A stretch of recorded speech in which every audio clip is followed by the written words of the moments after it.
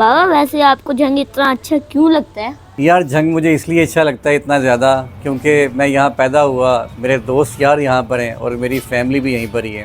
बाबा अगर आपको मौका मिले तो आप अपना दूसरा घर कहाँ पे बनाओगे? हाँ यार, एक ऐसा खूबसूरत शहर है जहाँ अगर मुझे मौका मिले तो मैं अपना दूसरा घर बनाना चाहूँगा। बाबा ऐसा कौन सा शहर है जो अब तक हमें नहीं पता? यार सिर्फ तैन मज़े की बात है, वो शहर अभी तक मैंने भी खुद नहीं देखा। बाबा फिर चले उस शहर। हाँ यार, आइडिया तो वैसे अच्छा है। आओ फिर उस शहर चलते हैं, इस बार खुद भी देखते हैं और आपको भी दिखाते हैं।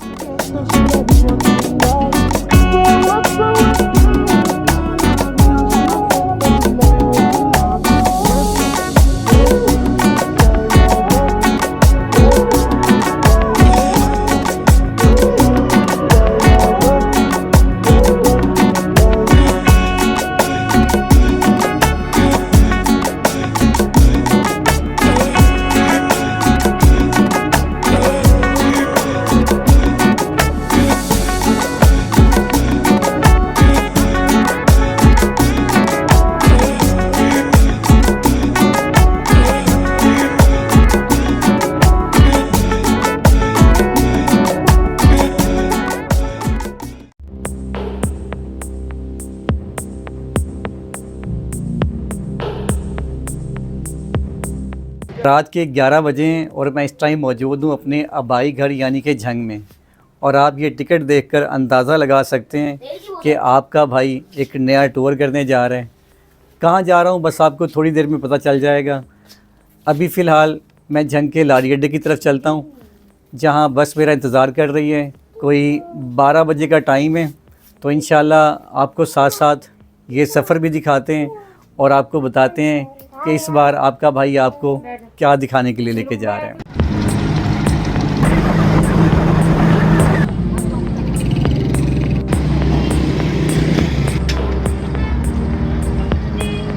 फाइनली दोस्तों, मैं झंग के लारी अड्डे पे पहुंच गया हूं। तो यहां से मैं आपको अपना प्लान शेयर करता हूं। तो यहां से मैंने जी रावलपिंडी जाना है। आपको बताता चलूं कि झंग से रावलपिंडी जाने के लिए आपके पास तकरीबन 3 जो है वो बस सर्विसेज यहाँ से चलती हैं। एक तो डाइवो है और सेकंड पे शालीमार की सर्विसेज चलती हैं और नंबर 3 पे जो है वो यहाँ पर अल सैयद एक कंपनी है, तो वो भी यहाँ से चलती है। शालीमार के और अल सैयद के जो किराए हैं वो तकरीबन बराबर हैं। डाइवो आपको पता है क्योंकि वो एक लग्जरी ट्रांसपोर्ट है, उसका जो है किराया वो थोड़ा सा ज़्यादा है। तो मैंने आज जिस बस में जाना है तो वो मैंने शालीमार सेलेक्ट की है। तो बस मैं ये आहिस्ता आहिस्ता जो है वो शालीमार के बस स्टैंड की तरफ जा रहा हूँ। तो वहाँ जाकर जो है वो अपनी बस देखते हैं, उस बस में बैठते हैं और रावलपिंडी चलते हैं।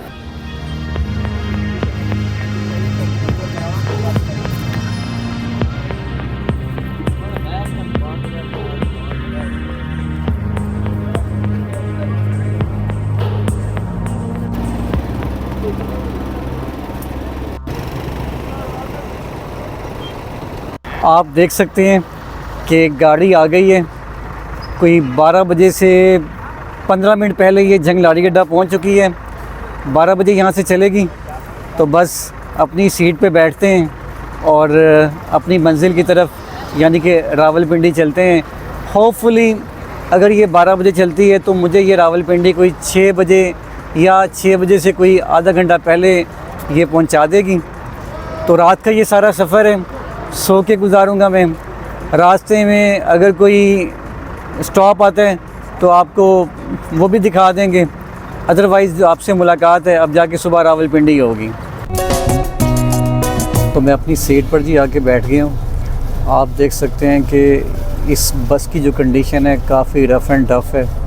उसकी रीज़न ये है कि ये एक लोकल टाइम है जो कि झंग से रावलपिंडी जाता है। इनके 1-2 टाइम ऐसे भी हैं जो कि नॉन स्टॉप हैं, जो कि थ्रू आउट मोटरवे से जाते हैं, तो उनका किराया थोड़ा सा ज़्यादा होता है। आपको बताता चलूँ कि इस गाड़ी का जो किराया है वो तकरीबन 1650 रुपये है, जबकि जो इनके नॉन स्टॉप टाइम है उनका किराया कोई जो है वो 1900 या 1850 रुपये है। इतना ज़्यादा फ़र्क नहीं है। बट मैंने पता किया था 11 बजे का टाइम है तो वो गाड़ी बिल्कुल फुल थी, काफ़ी ज़्यादा रश है। सो मुझे उस पर टिकट नहीं मिल सकी।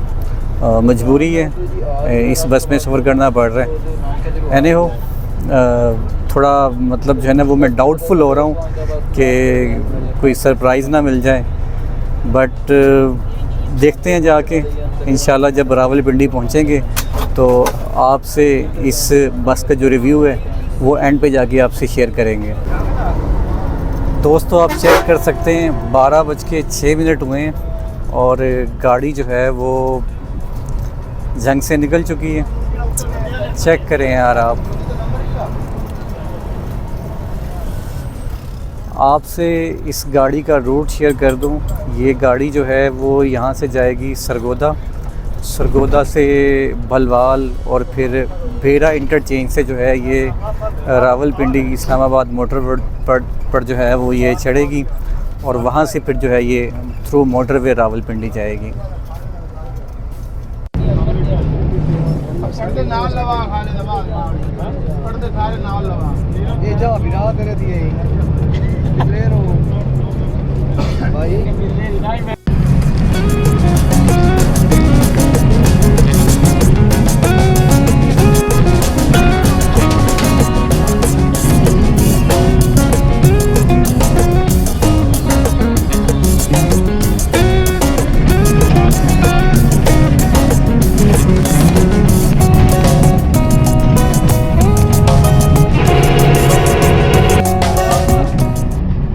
लीजिए मैं रावलपिंडी पहुंच गया हूं और वो पीछे बस खड़ी है जिसमें मैं आया हूं। 6 बजे मैं एक्सपेक्ट कर रहा था, इसलिए मुझे राइट 6 बजे पीर बदाई अड्डा पहुंचा दी है।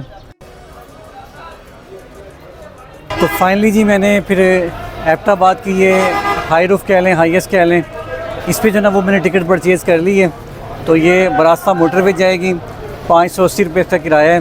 तो बस इसमें अब बैठते हैं, जैसी ये फ़ील होगी ये चल पड़ेगी। तो रास्ते में आपको अगर कुछ दिखा सके तो वो आपसे ज़रूर शामिल करेंगे, अदरवाइज़ फिर आपसे मुलाकात होती है फिर एबटाबाद जाके।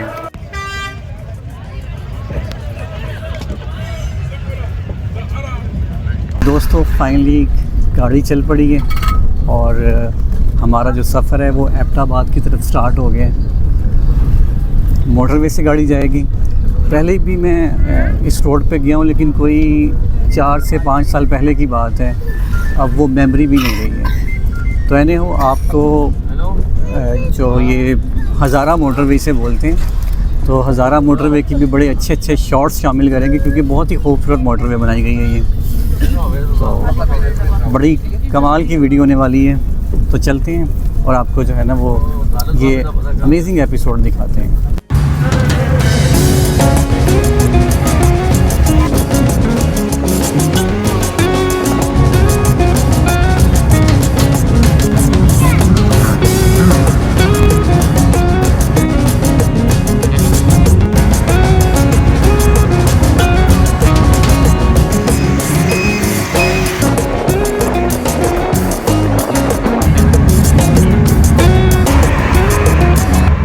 फाइनली जी मैं मोटरवे पर आ गया हूँ और आपको बताता चलूँ कि रावलपिंडी से एबटाबाद 2 तरह की गाड़ियाँ जाती हैं। एक कोस्टल बस सर्विस है जो कि आपको हरीपुर से होते हुए जीटी रोड के ज़रिए एबटाबाद लेकर जाती है, जबकि जो दूसरी गाड़ी है जिसमें मैं बैठा हूँ इस टाइम, ये आपको थ्रू मोटरवे लेकर जाती है। तो आपको पीर बधाई अड्डे पे या मोर मंडी पर दोनों तरह की बसेस मिलेंगी, बट आपने मेक श्योर करना है कि जब भी आप एबटाबाद जाएं डायरेक्ट तो आपने वही गाड़ी करवानी है जो कि मोटरवे के ज़रिए जाती हो, क्योंकि ये कोई 1 घंटा 30 मिनट में या 15 मिनट में आपको पहुंचा देती है, जबकि जो जीटी रोड वाली कोस्टल बस सर्विस है वो आपको कम से कम भी 3 घंटे में पहुंचाएगी।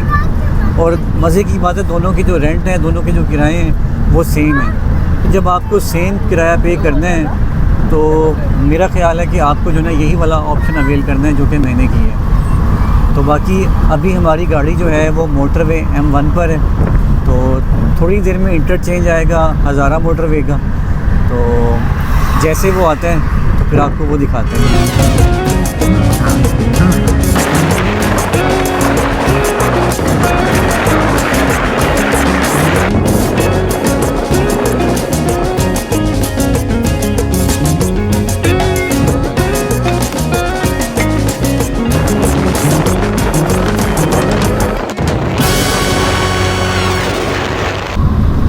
यार आप लैंडस्केप चेक करें। मैं अभी M1 मोटरवे पर सफ़र कर रहा हूँ और मेरे लेफ़्ट साइड पर आप ये कोई स्कीम होगी, कोई छोटी सी आबादी है वो गुज़र रही है।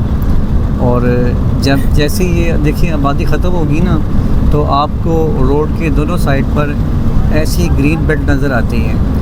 मींस के मैंने एक चीज़ नोट की है कि जब आप रावलपिंडी से पेशावर की तरफ जाते हैं ना, तो आपको प्लांटेशन, आपको ये दरख्त, आपको ये ग्रीनरी, आपको हर साइड पर ये चीज़ें मिलेंगी।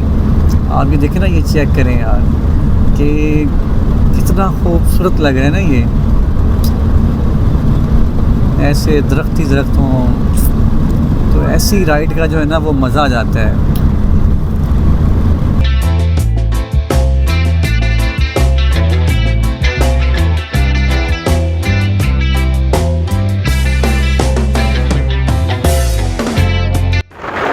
तो फाइनली दोस्तों, मोटरवे M1 पर जितना हमने सफ़र करना होता है वो हमारा कंप्लीट हो गया। तो बस ये हज़ारा मोटरवे का इंटरचेंज आ गया, तो अब हम एबटाबाद जाने के लिए हज़ारा मोटरवे ले लेंगे। तो बस ये जैसे इंटरचेंज आता है तो आपको दिखाते हैं, और उसके बाद फिर हमारा जो सारा सफ़र होगा वो हज़ारा मोटरवे पर होगा।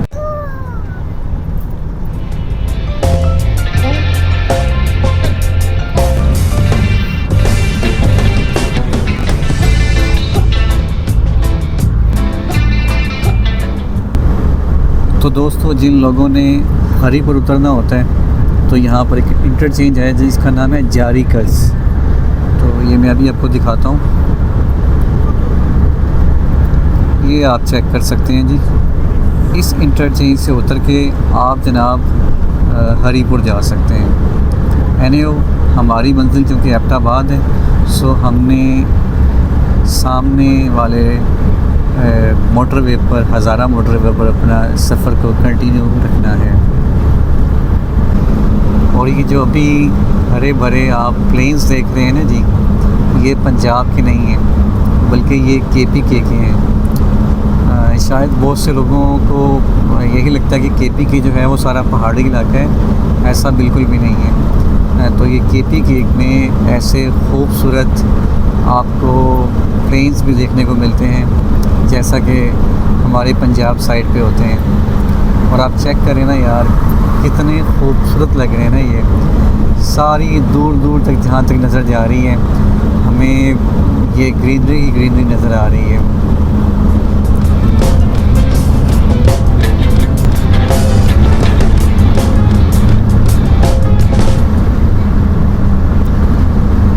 तो यहाँ पर एक बोर्ड आया है, कोई 2 किलोमीटर के डिस्टेंस पर एक और इंटरचेंज आ रहा है जो कि हतार इंडस्ट्रियल स्टेट की तरफ जाएगा।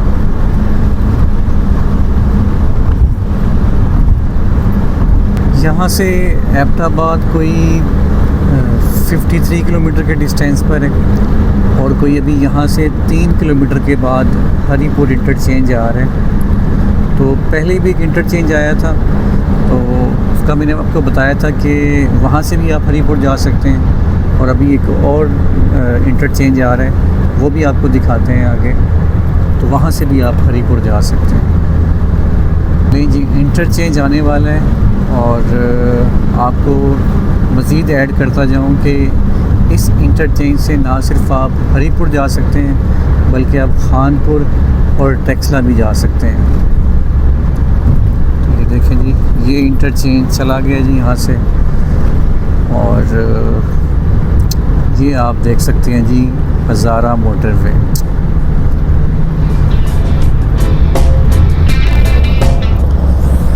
चेक करें जी आप हज़ारा मोटरवे। और अब आपको बताता चलूँ कि नेक्स्ट जो जगह आनी है वो आनी है हवेलियाँ। तो जैसा कि आप जानते हैं कि मैंने अपना ये जो सीरीज़ है, ये जो अपना सफ़र है, ये मैंने स्टार्ट किया था अपने शहर जंग से। तो जंग वालों के लिए मैं यहाँ पे एक ऐड करता हूँ कि अगर आप बज़रिया ट्रेन आना चाहते हैं तो बड़ा इजी वे है। आप जस्ट जो है वो एक ट्रेन चलती है हज़ारा एक्सप्रेस, तो आप जंग से हवेलियाँ भी डायरेक्ट आ सकते हैं। और हवेलियाँ से कोई एबटाबाद 30 किलोमीटर के डिस्टेंस पर है, तो आप जो है ना वो फिर वहाँ से एबटाबाद भी जा सकते हैं। तो मेरा पहले प्लान था कि मैं बज़रिए ट्रेन चला जाऊँ, लेकिन वो सफ़र काफ़ी लंबा पड़ जाता है। मीन्स कि कम से कम आपको 12 घंटे लग जाते हैं ट्रेन में, तो इतना टाइम नहीं था मेरे पास। सो मैंने ये फिर अल्टरनेटिव रूट लिया है रोड का, कि जिसमें मैं जंग से रावलपिंडी आया हूँ और फिर रावलपिंडी से मैं अब एबटाबाद जा रहा हूँ। यार प्लेन्स चेक करें आप, यहाँ पे क्या खूबसूरत प्लेन्स हैं यार। मीन्स के ना रूह खुश हो जाती है ये देख के।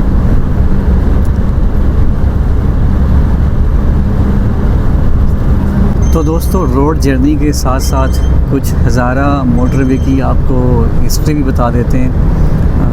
पहले मीन्स के एबटाबाद की तरफ जो रास्ता जाता था वो थ्रू आप जानते होंगे जिसे हम शाहराह कराकरम बोलते हैं, तो हम उसके थ्रू जाते थे, जो कि हसन अब्दाल से स्टार्ट होती थी और फिर ये हरीपुर हवेलियाँ से होते हुए एबटाबाद पहुँचती थी। लेकिन फिर बाद में पाकिस्तानी गवर्नमेंट ने एक अल्टरनेटिव रूट बनाया जो कि सी पैक का भी हिस्सा है, जिसमें शाहराह कराकरम के बिल्कुल पैरेलल ये एक मोटरवे बनाई गई है, जिसे हज़ारा रीजन की जैसे हज़ारा मोटरवे का नाम दिया गया है। और इसका मैं क्रेडिट जो है वो मियाँ नवाज शरीफ साहब को दूंगा, कि जिन्होंने बड़े मतलब जो है ना वो जब उनको टेन्योर मिला था ना 2013 से 18 वाला, तो उन्होंने उस टेन्योर में बड़ी स्पीडी जो है ना वो इस मोटरवे को कंप्लीट की है। तो ये मोटरवे जो है वो M1 से स्टार्ट होती है और अभी मेरा ख़्याल है ये कोई थाकोट तक पहुंच चुकी है।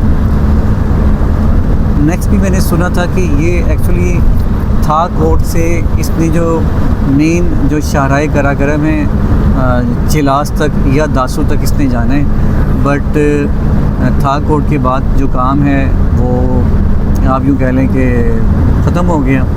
अभी फ़िलहाल जो है वो आप शाहराह कराकरम के पैरेलल आप इस मोटरवे के ज़रिए थाकोट तक जा सकते हैं। तो आप यूँ कह सकते हैं कि पाकिस्तान का जो अगर सबसे खूबसूरत रोड होगा ना तो वो ये हज़ारा मोटरवे है।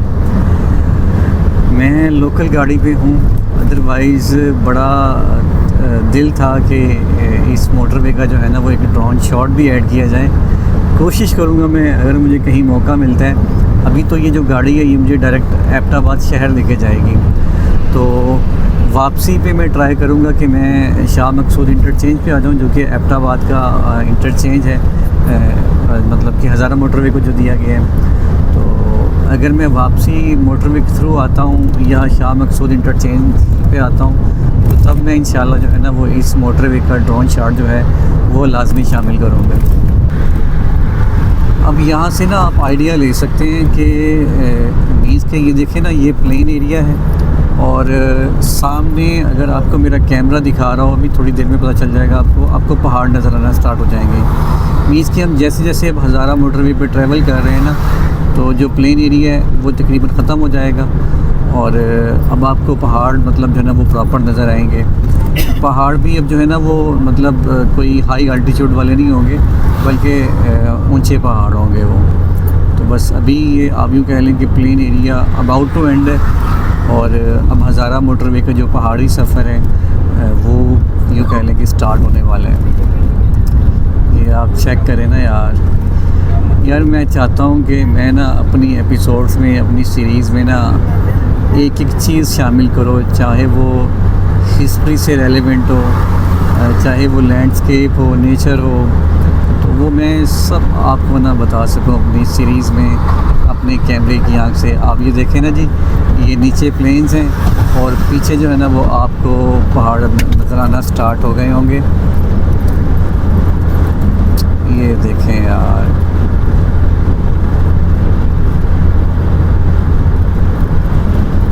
अच्छा दोस्तों करेक्शन कर लें, मुझसे एक मिस्टेक हो गई है पहले बताने में। मैंने एक वर्ड यूज़ किया था शाह मकसूद इंटरचेंज, तो वो मैंने यूज़ किया था एबटाबाद के लिए, तो ऐसा नहीं है। एक्चुअली ये अभी शाह मकसूद इंटरचेंज आने वाला है। ये भी आपको मैं बोर्ड से दिखाता हूँ जी।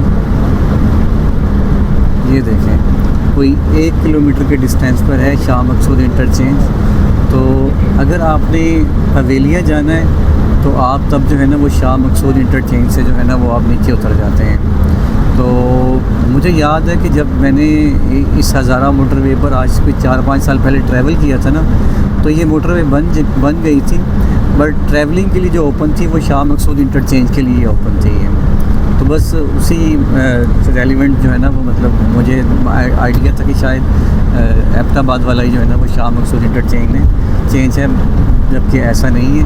तो ये शाह मकसूद इंटरचेंज जनाब आ रहे हैं, ये देखें जी आप। और ये गाड़ी मेरे ख़्याल में यहाँ पे किसी सवारी को उतारेगी।